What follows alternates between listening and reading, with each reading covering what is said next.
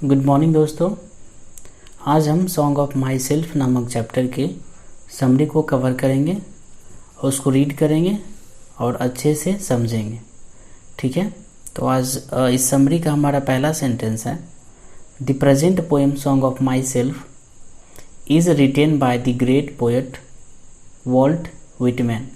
अभी आपके सामने जो उपस्थित कविता है जिसका नाम है सॉन्ग ऑफ माई सेल्फ, वो लिखा गया है एक महान कवि वॉल्ट विटमैन के द्वारा। He was born in 1819। उनका जन्म जो हुआ था वो 1819 को हुआ था। He was the people's poet. वो एक लोगों के चहेते कवि थे and most individualistic literary figure that America has ever produced. ठीक है, तो अमेरिका ने अभी तक जितने भी पोएट को प्रोड्यूस किया था उनमें से सबसे बेहतरीन लिटरेरी फिगर के राइटर यही थे, यानी कि वॉल्ट विटमैन जो थे अमेरिका के सबसे सुप्रसिद्ध कवि थे। आगे है sentence, he talks about himself in this poem, in the poem. ठीक है, उन्होंने इस पोएम में अपने बारे में बात की है। हिमसेल्फ का मतलब क्या होता है, वो खुद के बारे में, ठीक है, अपने के बारे में बात की है। आगे है, he is in the good mood and so he rejoice and sings.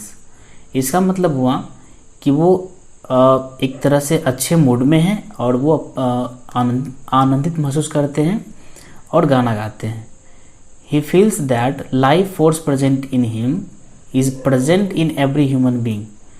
वो ऐसा महसूस करते हैं कि लाइफ का जो फोर्स है, ठीक है, ज़िंदगी का जो बल है, चाहे वो अंदरूनी बल हो चाहे वो बाहरी बल हो, ठीक है, जो उनके अंदर प्रेजेंट है, जो उनके अंदर में उपस्थित है, वही फोर्स क्या होता है, हर एक मानव इंसान के अंदर में भी क्या होता है, वो सक्षम होता है, उसमें उपस्थित होता है।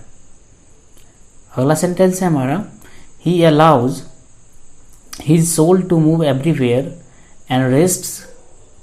ठीक है, तो वो अपने सोल को, सोल का मतलब क्या होता है, सोल मीन्स आत्मा, ठीक है, तो सोल का यहाँ पे बताया जा रहा है वो अपने सोल को यानी कि अपने आत्मा को अनुमति देते हैं या अलाउ करते हैं हर जगह घूमने के लिए, रेस्ट भी करने के लिए, और क्या बोला गया, and observe in the ease all the beauty of nature.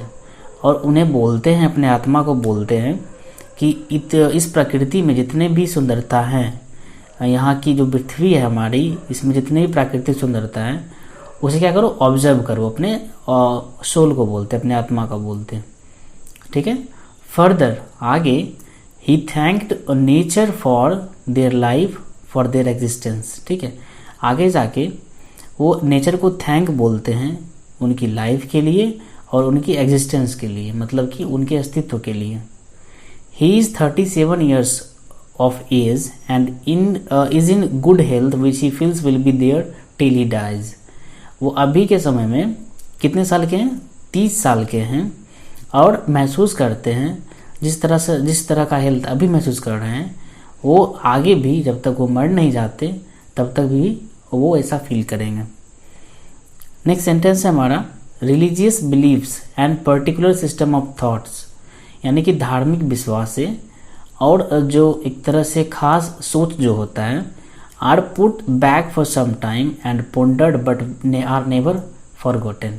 ठीक है ना, यानी कि धार्मिक विश्वास और कुछ सिस्टम जो होता है सोचने का, वो हम लोगों को पीछे कर देता है और उसे विचार करने के लिए मजबूर करता है, लेकिन उस सब चीज़ को हम भूल नहीं पाते हैं। मतलब कि समाज में क्या होती है, बहुत सारी ऐसी बुराइयाँ होती है जो हमको आगे बढ़ने से रोक देती है, लेकिन हम इस पर उतना ध्यान भी नहीं देते हैं। ठीक है ना, और ये भूलने वाली बात भी उतना नहीं होती है। आगे बोलते हैं, further the poet says that, आगे कवि कहते हैं कि all that has passed in his life, जितनी भी सारी चीज़, जितनी भी घटनाएं उनके लाइफ में, उनकी ज़िंदगी में घटित हुई है, he has kept in his mind whether it was a good और बैड थिंग। पता, जितने भी चीज़, जितनी भी घटनाएं उनके लाइफ में घटित हुई है, उन सारे को वो अपने लाइफ में याद रखे हुए हैं, संयोज करके वो रखे हुए हैं, चाहे वो अच्छा हो या खराब चीज़ें हो। ठीक है, एट लास्ट अंत में the poet suggest to us, हम लोग को सजेस्ट करते हैं दैट कि everyone should think that there is nothing in life except brotherhood. कहने का मतलब पोएट आगे जाके हम लोग को सजेस्ट करते हैं कि हमें लाइफ में ये नहीं सोचना चाहिए कि हम ही सबसे बड़े हैं, ठीक है। सबसे बड़ा चीज़ क्या होता है? भाईचारा होता है। ब्रदरहुड का मतलब क्या होता है? भाईचारा। So always be happy and try to make others happy. इसलिए हमेशा खुश रहिए और दूसरे को भी खुश करने की कोशिश कीजिए। आशा करता हूँ आपको ये वीडियो अच्छा लगा होगा। Thank you.